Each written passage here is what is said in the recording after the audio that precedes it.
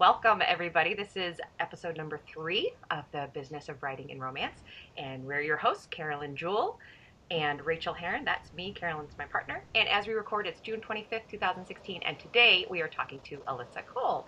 Welcome, Alyssa. Hi, guys. Hi, Thank Alyssa. you for having me.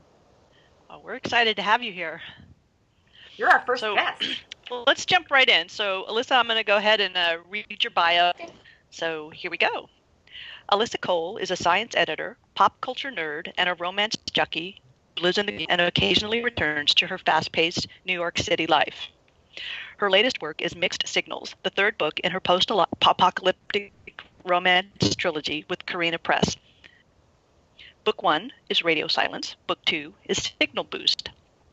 In addition to writing, she founded and hosted the Jefferson Market Library Romance Book Club and taught romance writers for beginners. She speaks on topics such as writing erotic romance, writing multicultural romance, and self-editing. She has contributed romance-related articles to publications including RT Book Reviews, Heroes and Heartbreakers, Romance at Random, and The Toes, writing, traveling, and learning French. She can be found watching anime with her real-life romance hero or tending to her herd of animals. I was just going to say, thank you for doing the Hamilton sing-along at RWA, which when I saw that, I could not handle my joy. I cannot wait to sing along. I would literally go to RWA for this alone. And what brought you to this genius idea of having the sing-along at National RWA? So first of all, I'm obsessed with Hamilton, like everyone. And it was something I was actually thinking about because if anyone doesn't know, Rose Lerner, who's a historical romance author, who is also obsessed with Hamilton and with a lot of the historical aspects, and so she would like tweet about Hamilton all the time. And I was thinking it would be really cool if we got up and talked. Just talked about Hamilton, and like also I'm just singing Hamilton all the time by myself at home, well, not by myself, to the dogs, making up variations to sing to the dogs and stuff like that. And it's fun, but it's like one of those things where I'm not in that many fandoms, and it's like, but I know like everyone is at home singing these songs alone, or with their family or their friends, but like it would be really cool to get a bunch of people together. And so the thing about it is that Rose Lerner, Courtney Milan, and I are going to be doing a Hamilton anthology related to Hamilton. And it was like, that's basically just a reason, but it was something I wanted to do, and I was like, oh, we were just going to be like, who wants to get together and sing Hamilton, because we just love Hamilton. But I was speaking to someone at RWA, and I was like, would we be able to do this like within the event, within the conference? And they were like, yeah. And like I was so happy. It was unexpected because I didn't know if it was something that we would be able to do. But they were like, yeah, we have a room. They handled the music stuff and like making sure that it was cool, like we weren't doing anything illegal. And wow. Yeah. So, and like it's the thing I'm really looking forward to the most. I'm not going to be leading per se. I'll be singing. That's why I wanted to emphasize sing along. We will all be singing along together. Yes. Maybe some people, if they're really good at a particular scene, can jump up and do their thing. But I just thought, and like singing together, I feel like is really fun and a really bonding experience. And I think it would just be like a really good, bonding experience beyond just being at the conference and loving romance too.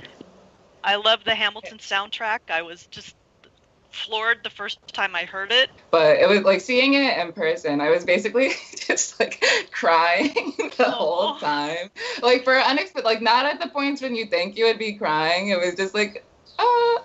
And my favorite thing, like when I saw it was that, well, there were like a million favorite things, but it was that Christopher Jackson, when he came out, and, he's playing George Washington, and like when you're writing American historical romance and you're reading I wrote a book set in the Revolutionary War, let's read all these accounts about George Washington, and there's always this thing where it's like how when people saw him, they got goosebumps.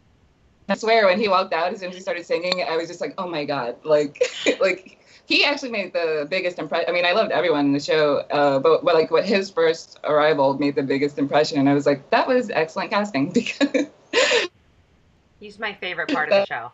He really is. Apparently felt they saw George Washington. All right, awesome. And moving on to the next question, accepting that this might not happen very often for you, what does your perfect writing day look like? My perfect writing day, I guess, would be not having anything else on my to-do list. There has not been one of those days in a really long time.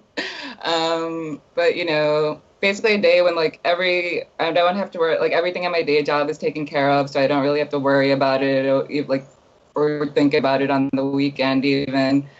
I just passed the French driving exam, and before I was like, it sounds really silly, like when I'm like, I passed the driving exam, because everyone like passes their learner's permit exam, but it's really different here, and it's like way harder, because I'm from New York. I had never got my license, and I was like, I moved to Martinique, an island of Caribbean, and I was like, I'll just get my license when I get there. Like my husband tried to tell me like, oh, no, you should get it there. And I was like, no, I'll get it when I get there.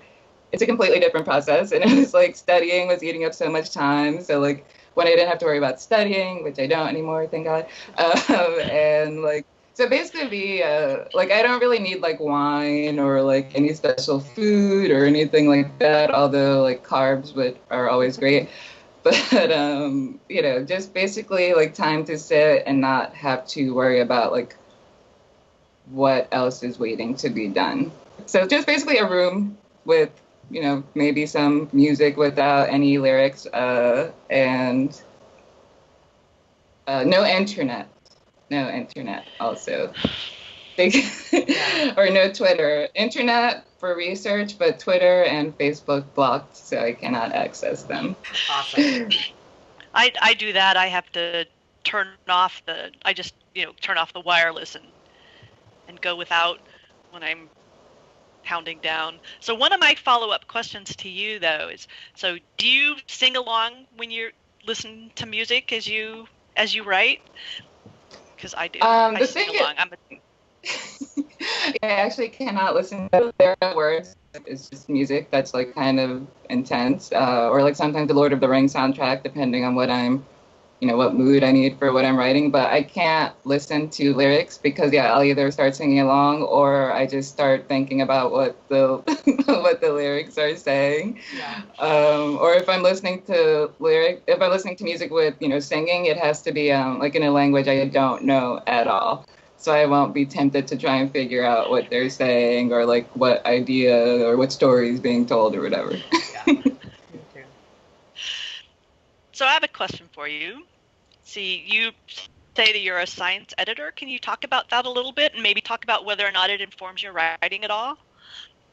So I work at a science journal, and basically I do like copy editing and production editing, and on things ranging from like research about cancer research, irritable bowel disease, like a lot of research involving, mice and things that are not that awesome to read about. Like, obviously it's science research, it's things that are for the greater good, but I wish I didn't have to see this poor mouse in this figure. But I've been doing that for a real time. And I guess it's informed my writing in some ways. Actually, one of the heroines in a book I just finished is an epidemiology student. So I got to actually use some of the things I read about every day, like, and have been for so long, like, oh, this is actually useful to me now.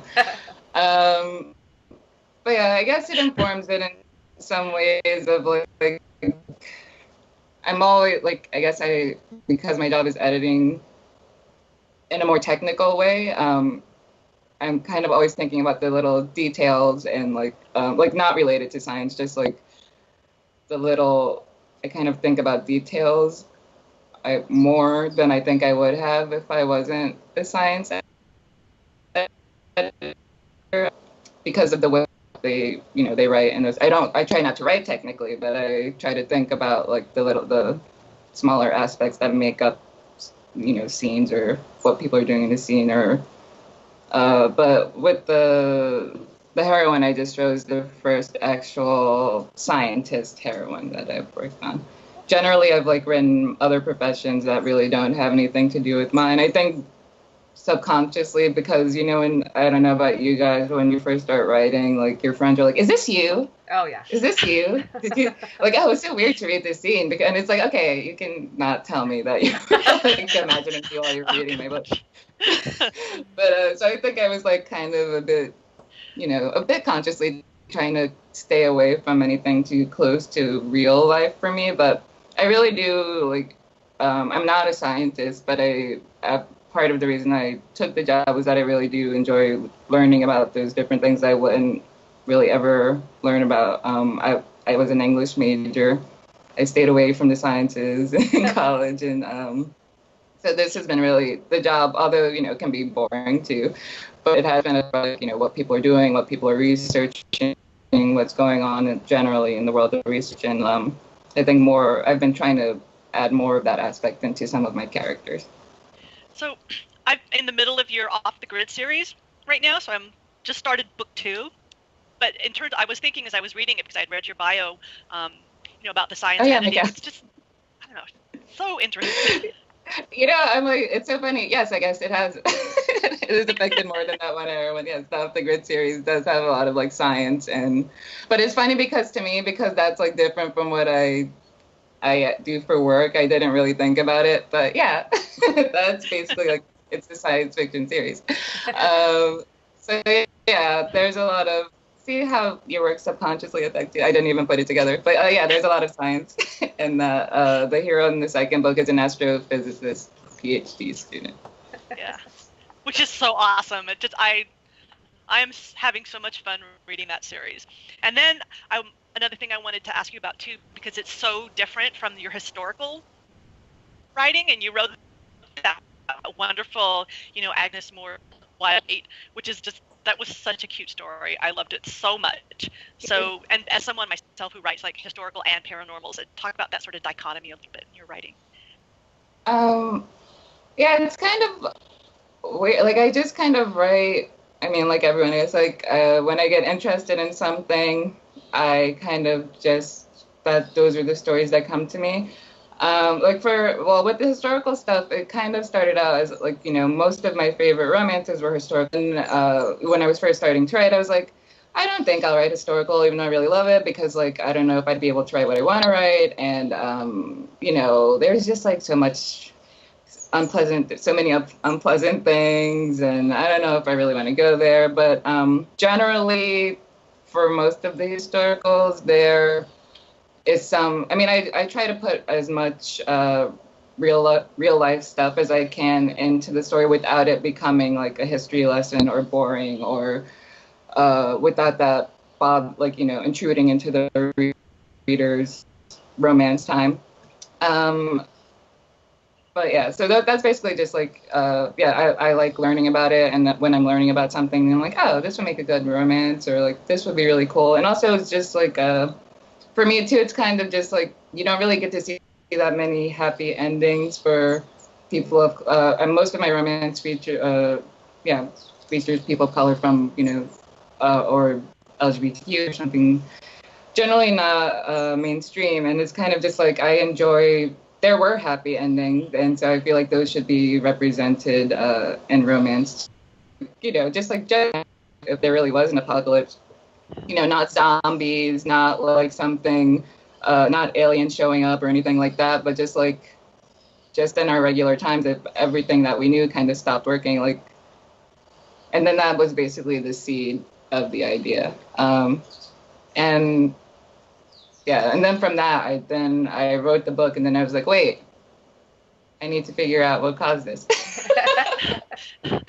And something fit exactly, which you'll find out when you keep reading or you read the series, and it worked out really well.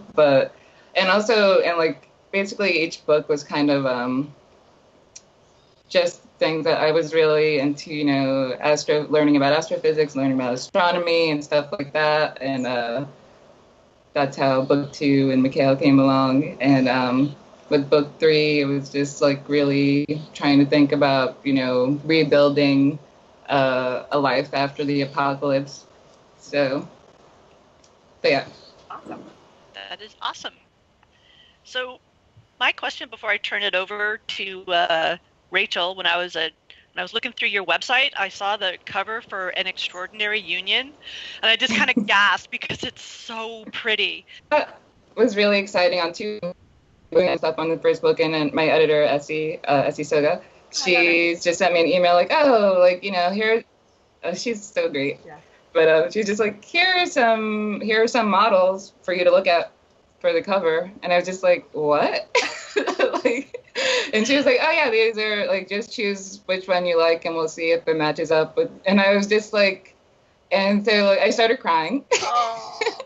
And so, like, because I was just like, we all, romance authors all know the travails of like trying to find stock photos that match your characters, and especially when it's like a woman of color or a hero of color, it's like so much like you find the craziest stock photos, nothing that looks like nice. It's getting better slowly, but oh wow, and like here are these people, and actually, so they made the cover, and like, they sent me like the proof of the cover, and I was like, but when I was in New York for a little bit before I went to Las Vegas for RT. And so I went to the Kensington office, and they had like just received the cover flat. So I just walked into someone's office, and she's just like, "Oh, hi!" And like I look on her desk, and I was just like, "Is that?" And it was the flat with all of the text and the blurb and all this stuff. And like then I cried again because it was just like no one had told me that they were ready, and they were like seeing it as like a real live thing I could pick up and hold, and made me cry twice. And I love it. They did such a great job. And, bring it home to my mom and show her, and she like brought it to work and was, being all mom about it. Like, this is my daughter's book. So yeah. Okay, Alyssa, I have to say that I recently read Be Not Afraid, and I loved it, and I chose to read it in part because of that cover. That cover is supremely sexy, and thank you. You're welcome. I would love to know, can you tell us a little bit about your publishing history? Are you all traditional? Are you self-pub at all? Are you hybrid? What's going on with you? Okay, so I guess I'm hybrid. So my first book was with Lucid. It's a romantic suspense, and then sorry. I actually started doing self-publishing because when I decided to write historical, I was actually first appeared in its first version. Like the re-release version is like, fixed up a bit because that was my first historical I ever wrote. And, there were like a couple like anachronisms and things like that. But I was like, it started because the thing that really pushed it, I was doing the book club at the Jefferson Market Library, and I was looking for historical romances set during the Revolutionary War for like the 4th of July book club meeting, and I couldn't find that many. I know there are more, but like that are accessible via the library system. I couldn't find that many, and also then like the ones we found, there were like kind of some things that were like one of them had a character that was like the evil gay character, and like that used to be like pretty prominent in historical romance, like for some reason, like it's like, oh, gay person. Oh, he's like evil and also doing all these unscrupulous things. Yeah. And like one of my friends in the group, Kate McMurray, she writes and so it's like, wouldn't it be cool if we, wrote some stories during this time period where about people who don't usually get their stories told. And so that was how the first anthology started, is For Love and Liberty, Untold Love Stories of the American Revolution. And that was with Kate McMurray, Leah Nahar, and Stacey Actor. And so, but this was not really something you can pitch to a publisher and have them be like, oh, stories that no one has really writes about and thus have no sales record. Yeah, we're going to publish that. So we just decided to self-publish it. And that was how it started. And there's a bit of freedom in choosing when you get to write, what period you want to write about, and like what you want to include. And things that sometimes publishers can be a bit like squeamish about, thinking like, oh, people don't want to read about that when they're reading romance, but it turns out they do. So I've been hybrid, like doing the Off the Grid series is with Carina Press. In general, I'm trying to maintain, I think, a hybrid. Just so for this publishing, doing things that are a little, I don't want to say closer to my heart because I love all of the things I'm publishing, but there are some projects that I feel just work better with self-publishing. But I've also got to work with great publishers, so that sounds like a hybrid is working out. really good balance. Can you give us a couple of your favorite marketing tips or of the approach that you use to marketing? It's hard, I know, it's publishing. So marketing is hard. One thing, I guess, one tip, I think, is have friends who know what they're doing. Yeah, that's a great tip. And also, like, try to figure out things. Like, I feel like this generally just happens organically in writing, that like when a group of writers become friends and everyone has their strength and they kind of, contribute to the group. And like this is not like, oh, find people who will like help you with your marketing, but it's kind of just like when you have your group of writer friends, and I feel like a group of writer friends is different from a Facebook group or something like that. Like people like you, I feel like you have to have a core group of people that you really trust. Yeah. And like, not that you have to listen to everything that they say, but who you're like, okay, maybe I'll give a little more weight to whatever you're saying. Who can like, people who will be like, oh, hey, have you thought of doing this? Or you're going to do that? No, don't do that.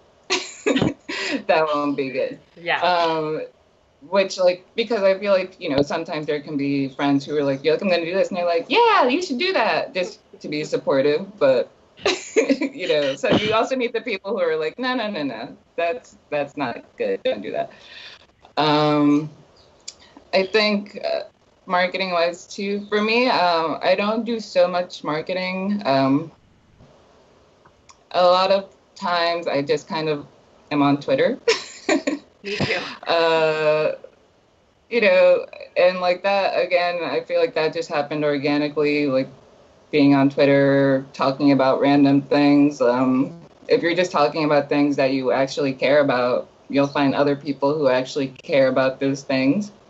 And they might say, well, if we care about this similar thing, maybe I will like this person's writing. Like, that's how I often find new authors. I see them talking about something on Twitter, and I'm like, oh, that person seems funny. Or I don't think Twitter can be used as a marketing tool unless it's organically. Right. But you can't, which is hard.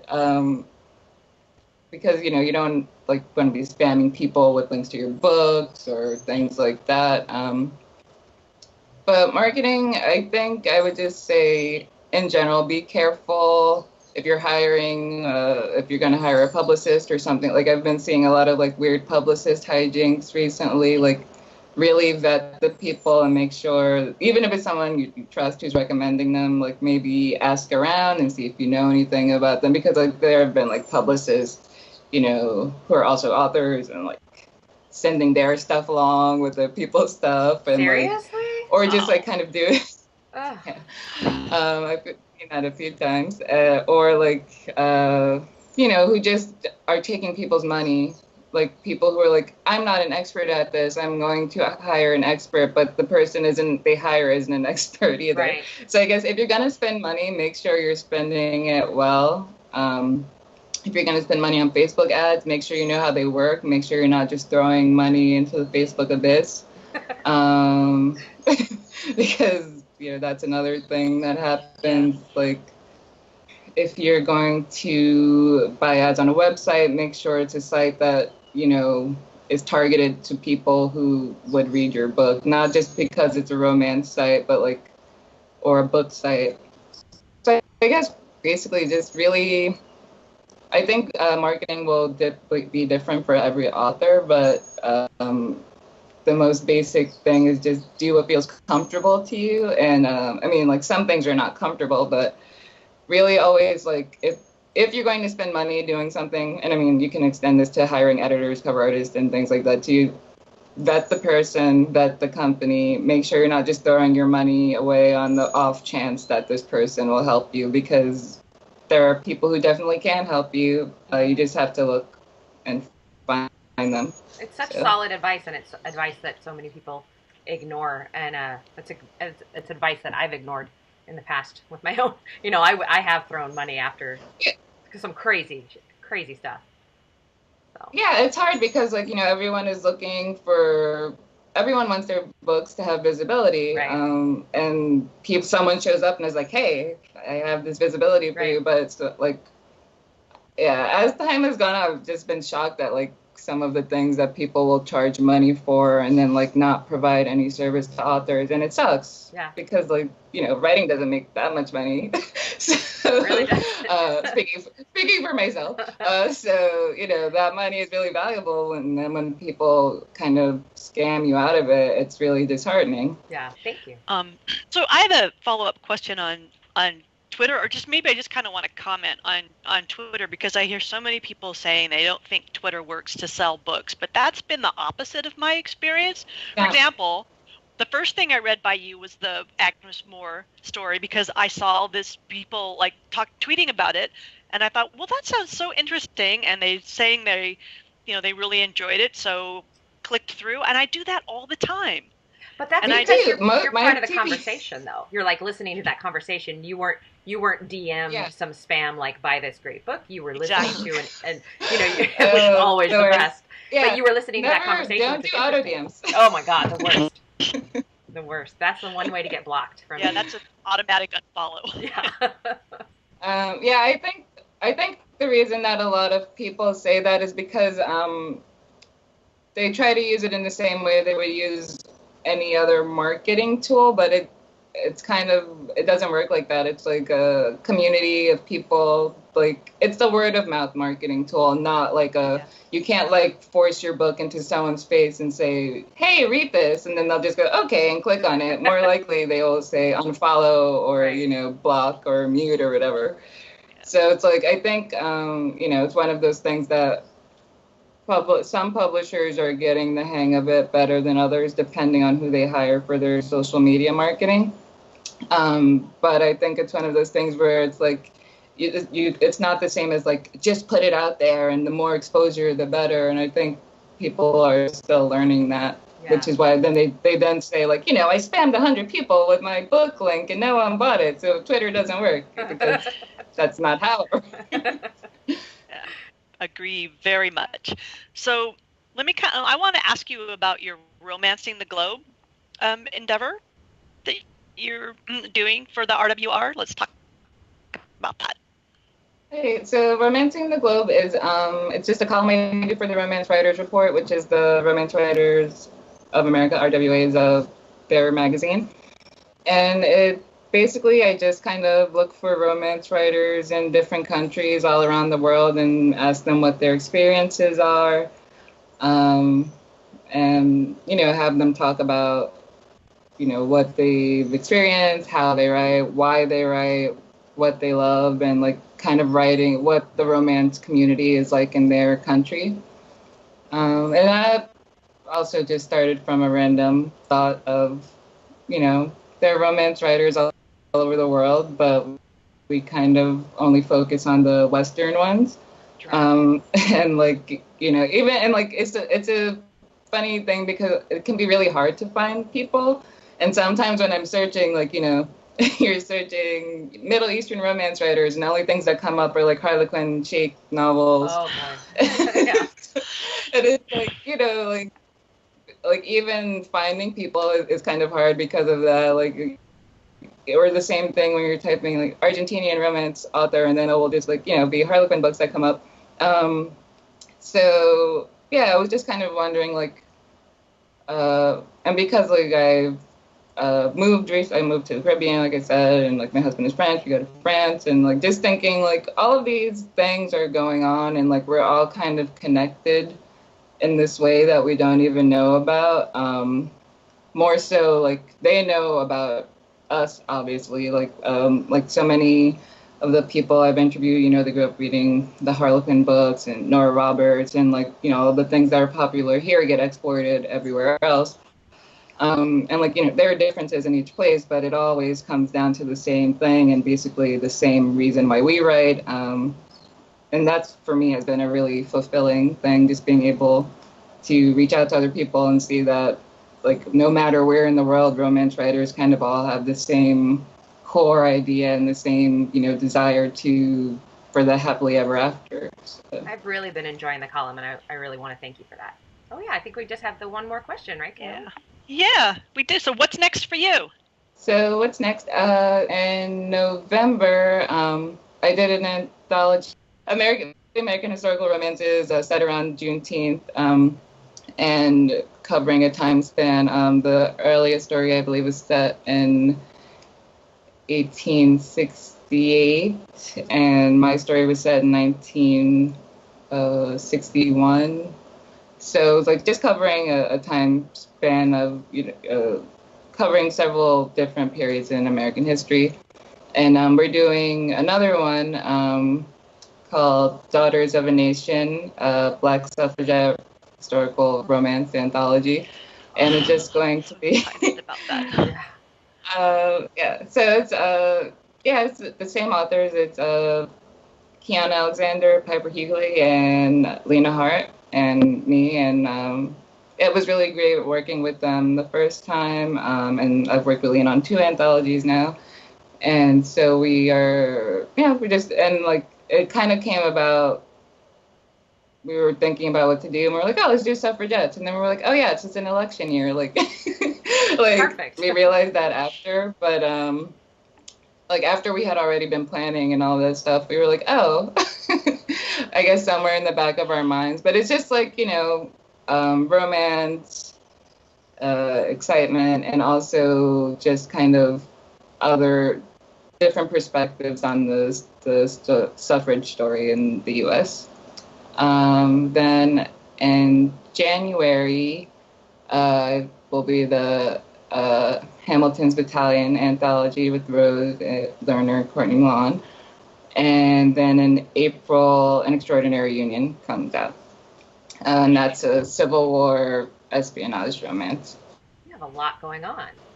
And I wrote a contemporary, too. I wrote a contemporary. I don't have it, and that's the epidemiology student and an African prince, which was a really fun. It was fun. It was so funny because I'm like trying to write kind of like romantic comedy and keep it fun, and then it's like epidemiology student. And like I had to keep being like, no Ebola, like nothing terrible, like everyone dies. It's like. It's not funny. Delete. But that one was really fun to write. Trying to write like a more, just because it's fun, like the series itself would be like kind of royalty and modern aristocracy, romantic comedy, because, sometimes when you're writing historical romance, I'm writing a Civil War series, so it's like, I need something a little upbeat to bounce back to after. Less research. Still research, but like for more fun things than, but Civil War. Right. And Alyssa, where can listeners find you online? Where's the best place to find you? I'm usually on Twitter, unfortunately, for my deadline. I'm at Alyssa Cole Lit, LIT, and I'm on Facebook. I have a Facebook page, but I'm also just on Facebook under Alyssa Cole, and you can find stuff out at my website, alyssacole.com. And sometimes I blog there, not as much as I should, but. Awesome. Well, we have really get all that enjoyed... into the show notes. Yes, they'll all be in the show notes. And we've really enjoyed having you. And Carolyn, are we missing anything? It's fun. We've covered everything. Okay. Well, thank you so much. This was talking to you. Thanks so much. Bye. Hey there. Okay, so now we're back recording, just you and me, and that was great. How cool she is. I know. And so many books coming out that I cannot wait to read. Oh my gosh. I got that Amazon credit in my... I wonder if they're not up for pre-order yet. Ooh. I haven't read that post-apocalyptic trilogy of hers yet, but that's on my list. I was looking at that today. Oh, it should be. Oh, I can't wait. I really enjoyed the first one, and I'm at the part where the astrophysicist has just showed up. So I mean, I don't want to spoil anything, but it's such a fascinating premise. Cool. I really enjoy. I can't wait. So, and I love a good post-apocalyptic story. Me too. They're one of my very favorite things to read. I like to be scared, but I don't like horror. And post-apocalyptic to me is horror, so I really enjoy that. Yeah. What I really liked was her really solid take on how to position yourself in Twitter. Yeah. Because I really think that people are just wrong. Twitter doesn't sell books because it's this. First, you manage it socially first. So I just thought that was so right on. Agree. So, do we want to catch up a little bit on recapping our what's happened since the last week? Yeah, let's do that. How's your week been? All my work on that I've been building for these last weeks, like new covers and new formatting and all that's done, and so now it's like I can really sit down and focus on like finishing up this book, and getting the next thing out. So I think we're other than starting the email list stuff, that's kind of it for right now. Okay, cool. That sounds good. Well, what about you? I had another panic freak out in the middle of the week, and I decided that I was going to write this thriller instead of the cliffhanger erotic romance. What?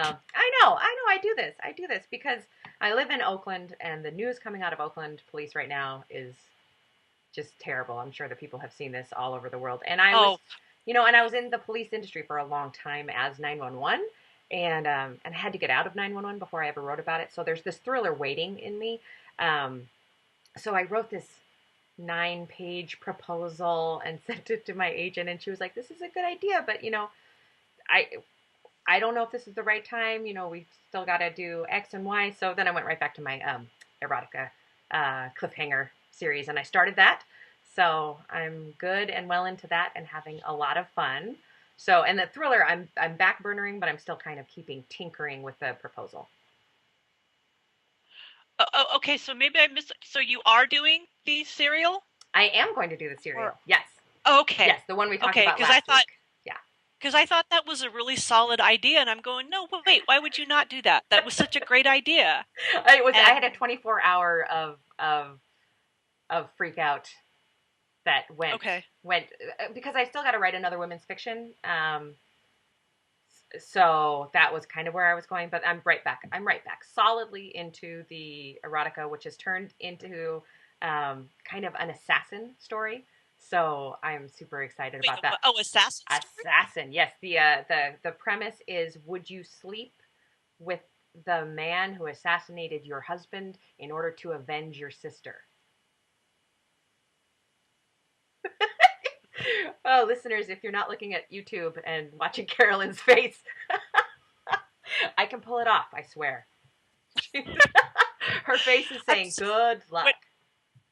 Well, I know that sort of thing can be, because Carolyn Crane does similar stories where you hear the premise and you go, I don't think so, except that I know she routinely pulls off that kind of stuff. Yeah. So a good writer, absolutely. And there's also this whole market of stories that have exactly that kind of, what's the worst possible thing, and how would you work through that? Right.